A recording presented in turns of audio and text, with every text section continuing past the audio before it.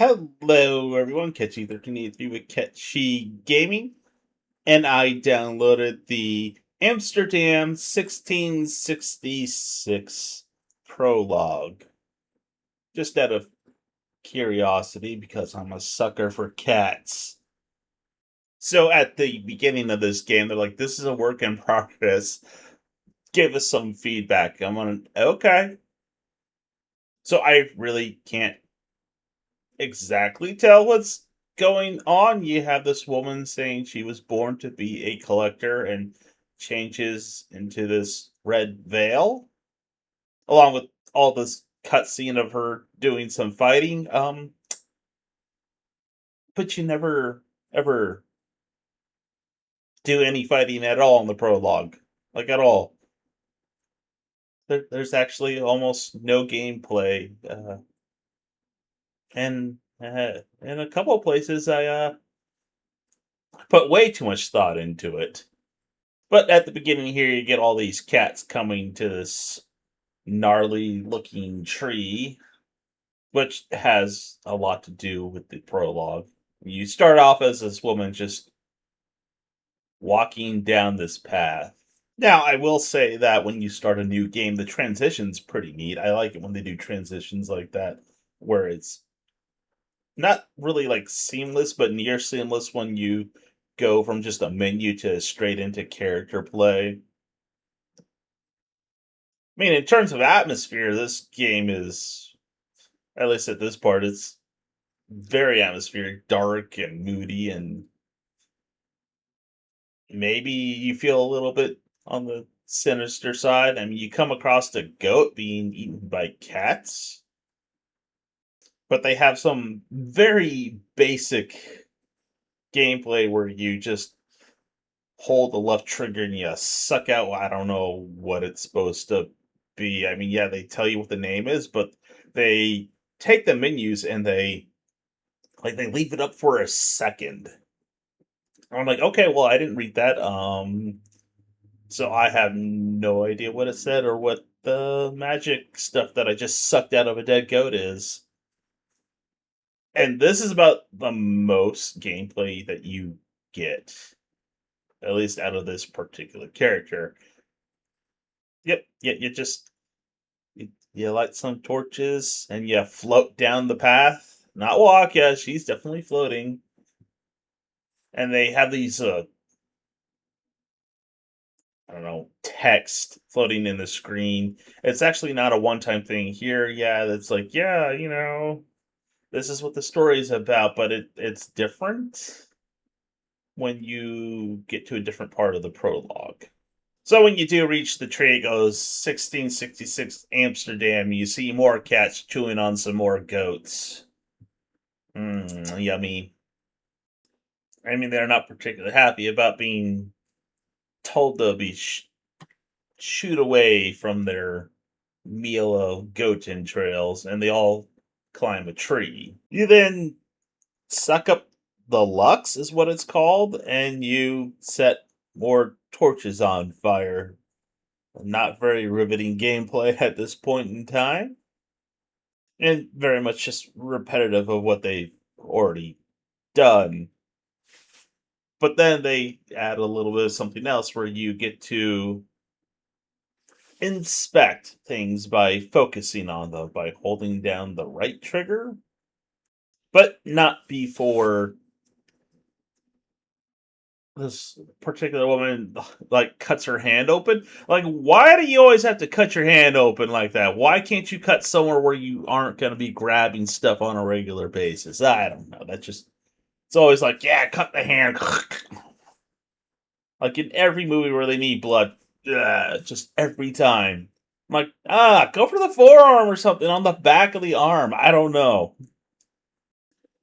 But it drops on that little cube thing, and she gets this gnarly little finger thing going on.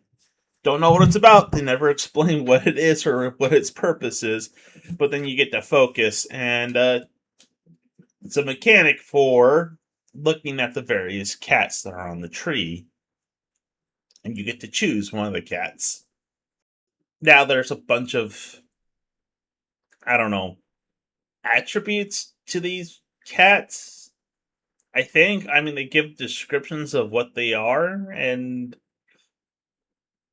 that's it. It doesn't explain how this is going to affect gameplay if it does at all.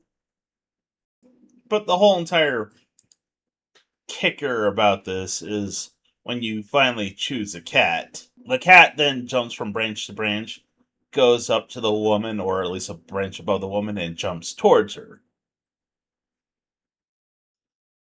And she has her arms stretched out to catch the cat, and then it zooms out to a painting in a library where it's now modern day. And I sort of got a little bit of Assassin's Creed vibes from this. Like, they took their idea of Assassin's Creed Hex, and this is what it manifests itself into. But this is Cleo. She brought a letter from her dad to show to this man here. And this is the part where I kind of overthought it just a little bit. So you go up to this man, you start talking to him, and he's like, "Hey, let's take a look at that letter." So you have to climb back down the stairs you just came down from, and then you have take control of both of them and go down the stairs, but it's like really awkward how they go down the stairs.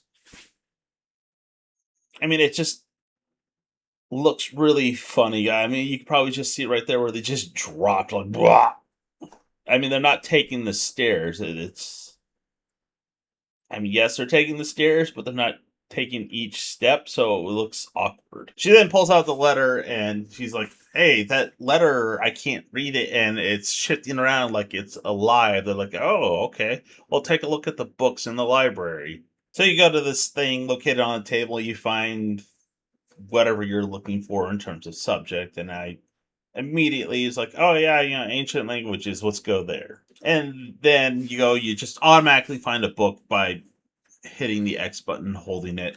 And I'm like, "Oh, okay, so it wants this object." And I go back to the card catalog system there, and I'm like, "Okay, let's look up objects." And like, nope, I totally and completely overthought it.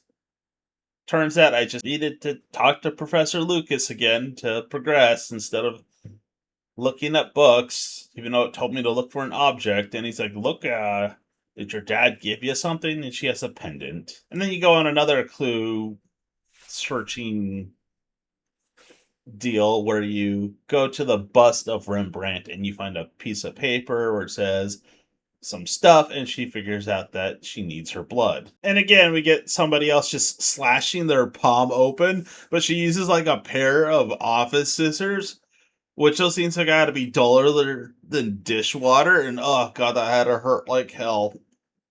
And then she gets that gnarly looking finger thing again, just like the woman in the back in the woods with the tree, and she points her finger at the paper, and she goes to a flashback.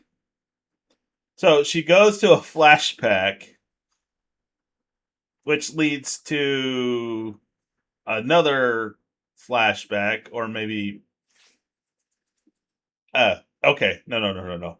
So it takes her to the past where she's reliving events as her father, who then has events that tie in with the earlier part of the game with the woman choosing the cat.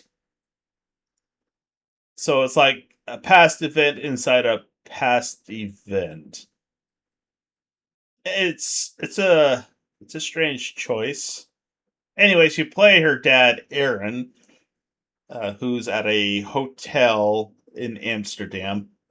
And I don't know who the hell laid out this hotel or who decided that in terms of gameplay, because they needed him to spout a whole bunch of stuff, that they had you just endlessly walk through this hotel just to get to their bedroom. I mean, this place is just the most oddly laid out hotel I've ever seen in my life, and they take the weirdest route to get to their room. I mean, the sheer amount of hallways you go through, and then you have all this text that just pops up, and you walk through it, and he literally just says it word for word, so I don't know why they put it up there. It's slightly confusing, but you walk through various parts of this hotel. I'm like, okay, this hotel is a lot bigger on the inside than it is on the outside, and the layout is just absolutely bizarre. And you're just going through the dining room area, the bar, and everything, just to find a dinky little elevator to go to a room that's a single room, not a series of rooms in a hallway at the top of a little narrow staircase. And all the time he's spouting off all this stuff that I really don't remember, but I think the delivery is what drove me nuts about this in terms of the voice acting. And I'm like, I mean, I guess he sounds excited. I don't know. It just doesn't feel like it fits the whole entire tone of the game. So they get to the room, like I said, this door at the top of this tiny little staircase, and she doesn't say anything, but she's like, "Hey, go get my stuff and set it up for me, would you?" Okay. The guy just walks around, and you actually control Aaron here to do all this, which honestly, like, I don't know why they did this. It doesn't make any sense to me. On top of that, they left the door open, so I turned around to see if it was closed or if I had to close it. Nope, nope, they just closed it even though they didn't show it in the cutscene. So you go around and you gather, like, candles and then some leaves and stuff like that from various places. But when you grab it, it just spills it out onto the floor and you pick it up instead of just automatically adding it to your inventory, which I was like, okay." So Aaron goes into, I guess, what was supposed to be the bedroom, and it's surrounded by mirrors. So I guess fun time. Okay, let's not beat around the bush. They engage in sexual intercourse here, and I guess Aaron's just into some kinky mirror stuff. But when the warning signs of a red light peering through the door, and the candle's lighting himself, he didn't run away. So I guess that's fine. So in the middle of making coitus, I guess he finishes. I don't know, but she takes her little gnarly finger. Again, she has one and pokes him with it. And next thing you know, he's in the body of a cat. And yes, you get to control the cat. It's the same cat that you chose in the tree. So you're sitting there running around as this cat doing not so much cat things because you're a person stuck in a cat's body, but it's also leading you on to go to a specific door while teaching you some mechanics of how to interact with the world as the cat. But there's like zero exploration, at least right now. I mean, it is the prologue. It's just sort of introducing that you are a cat. I'm assuming there'll be more involved in terms of exploring as a cat. I don't know at this point, but it's completely and totally linear at this junction in the game. So Aaron, in his cat form, finds himself at that gnarly tree with the lady in red, and you can see she's holding out her arms to catch the cat, and he's just sitting there looking at the tree like, this tree is old, blah blah blah blah blah. They made you inspect it and everything, and then you have to climb the tree, and you perform the action of jumping into the woman's arms, where time goes back to normal, and she gets her face scratched by Aaron. Apparently, he lost control and goes full feral on her, and he's some kind of, I don't know how to describe it. I guess familiar or something like that. But she's like, "Yeah, you weren't told what was happening with the ritual." He's like, "No," and he's like, "Okay, well, I guess I'll just stick with you because you're the only one who seems to know what's going on." And that's the prologue. No combat of any kind, so you don't know what's going on. You don't know what a collector is. I mean, I guess I can infer or take a very educated guess that some people made some deals and she's collecting on it, or maybe there's some weird witch fighting devilness thing going on. I don't know exactly. But that's pretty much where it ends. There's very little gameplay in this prologue. And they just show a scissor reel of things that happen in the game with the character and stuff like that. Nothing they didn't show during the uh, Summer Games Fest. I don't know, maybe I'll have to check this one out when it eventually comes out. Anyways, if you made it this far, thanks for watching. Have a good one.